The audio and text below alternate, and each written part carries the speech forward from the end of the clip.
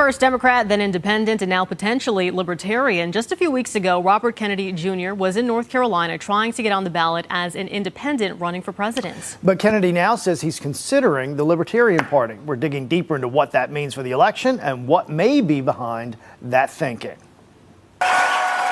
In mid-January, RFK Jr. roused his supporters in Raleigh. He was confident he would get the signatures required to get on North Carolina's fall ballot as an independent for president. However, I sat down with Kennedy just before his speech, and there was confusion as to just how many signatures he actually needs. In order for you to get on the fall ballot in North Carolina as an independent presidential candidate, you need to get roughly 83,000 plus signatures in order to do so, correct?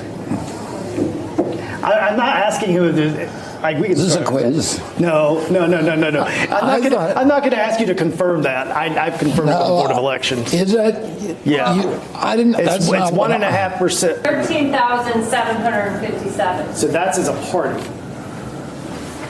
I don't think that. Several hours later, his campaign acknowledged the total was just more than 83,000 and not 13,000. I know you're trying to get over 80,000 signatures on to be on the ballot.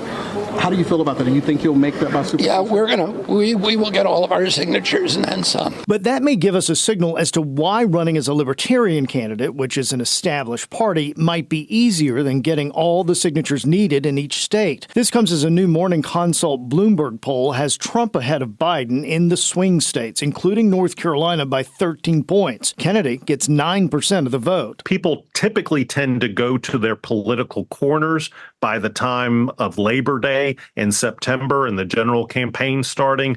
But these are worrisome signs if the president is this far behind, how much effort is going to be needed in some of these states. Political scientist Michael Bitzer says Democrats only have to look at the Bush-Gore race to be nervous. If Ralph Nader, a third-party candidate then, had not been on the Florida ballot and his votes would have typically gone to Al Gore, we would not have had the 2000 presidential issue that Florida presented. But Kennedy told me he doesn't see himself as a spoiler. I intend to win the election. I intend to take votes away from President Trump and President Biden, but also what we're seeing is that a lot of my voters are people who would not have otherwise voted. Yet Bitzer says it's the basic rules of American politics. You don't necessarily win a majority. You have to win a plurality. You have to win one more vote than the person who comes in second. And then you get all of the electoral votes oftentimes in the states.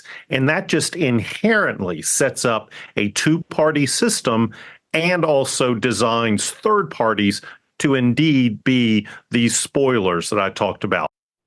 So to remind folks at home, maybe scratching your head, where did Russ come up with this 83,000 in the State Board of Elections? It's 1.5% of the total voter turnout in the last statewide election. That's how we get to that number. That's by state statute. That's state law. So does this mean he will be the Libertarian nominee? Not necessarily. The Libertarian Party will have, just like the RNC and the DNC, they'll have their big convention, right? And it's up to them to nominate who is going to be the nominee or vote for who will be the nominee. So no guarantees. We'll see how it plays out. Yeah, we got a lot to watch in the months ahead, folks.